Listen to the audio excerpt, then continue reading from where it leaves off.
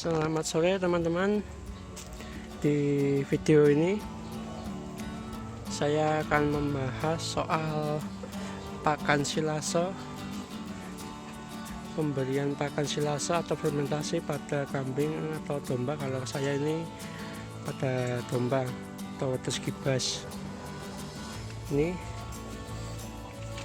silase yang sudah saya buat, ini udah 3 hari saya buka. Ini pemberian saya cuma tiap sore. Ini kemarin campurannya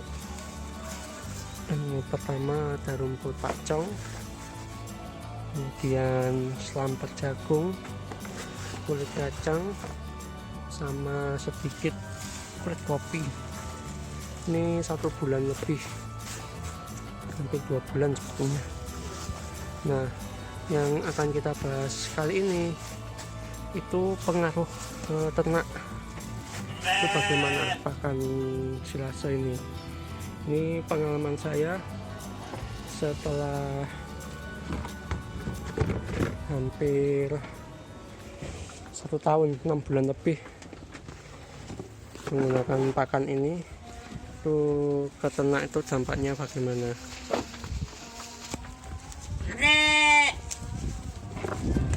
Baik,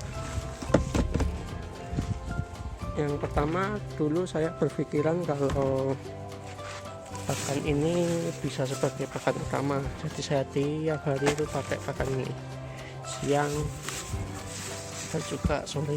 Siang pagi maksudnya, pagi sore itu saya pakai pakan ini. Saya pikir tuh nutrisinya sudah terpenuhi ya, tapi kenyataannya tidak. Kemarin sempat kambing saya itu gak bisa gemuk, kurus, bahkan cenderung mudah terkena penyakit. Makanya kemarin sempat saya cukur ini biar tahu saya perkembangannya.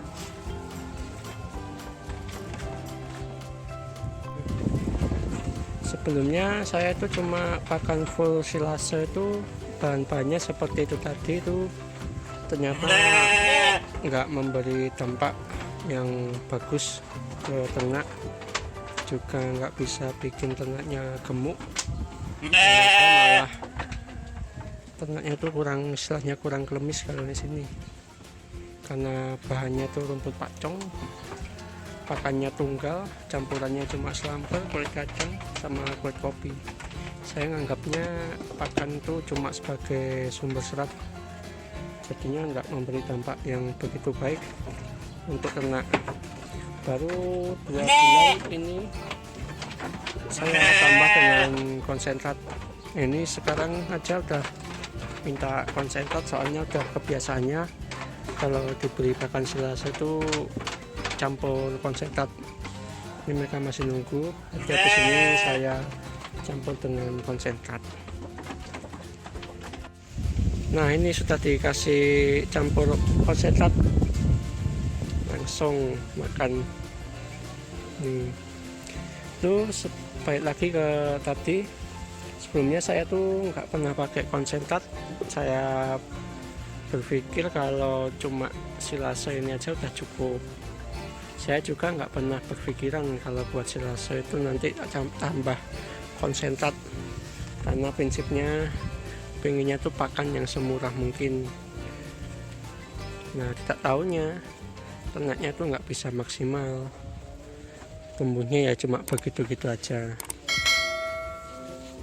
Terus kalau hijauan selain silase itu juga saya tetap rumput yang segar, tapi bahannya tetap sama, rumput pakcong sama odot juga.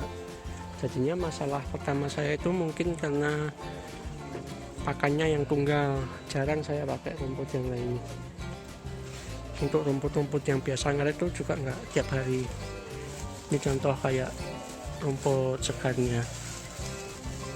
Ini tadi sudah saya campur dengan kaliandra dan indigo vera dikit buat makan malam, dikit buat camilan.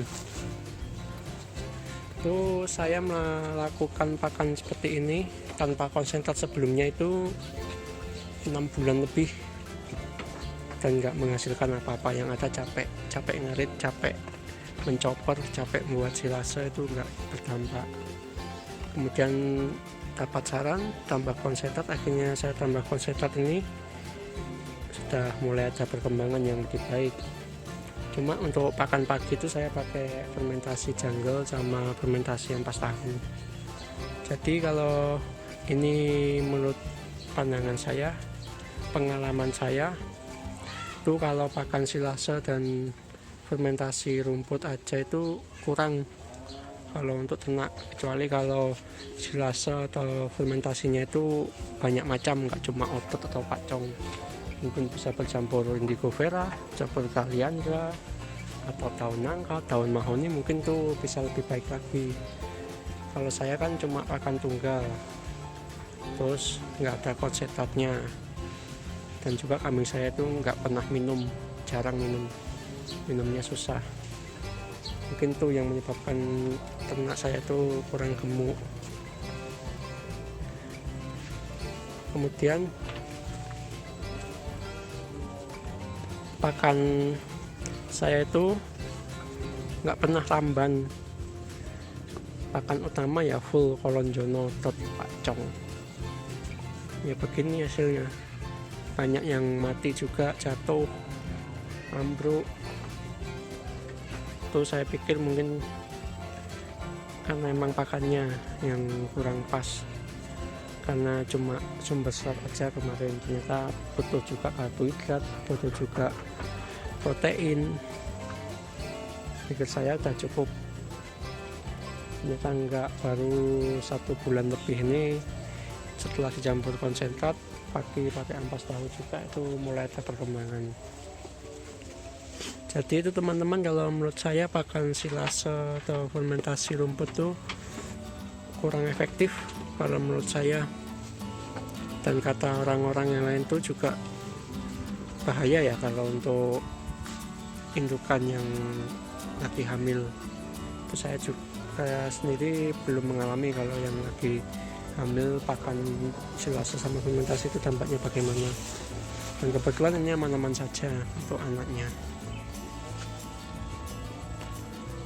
Jadi itu saja teman-teman yang pengalaman dari saya, mungkin bisa jadi pembelajaran juga buat teman-teman, bisa menginspirasi dan memberi manfaat.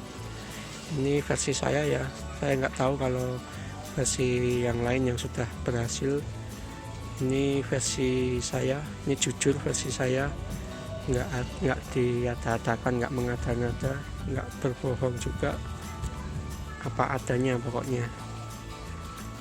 Baik, terima kasih, sampai bertemu lagi di video yang selanjutnya. Terima kasih, selamat sore.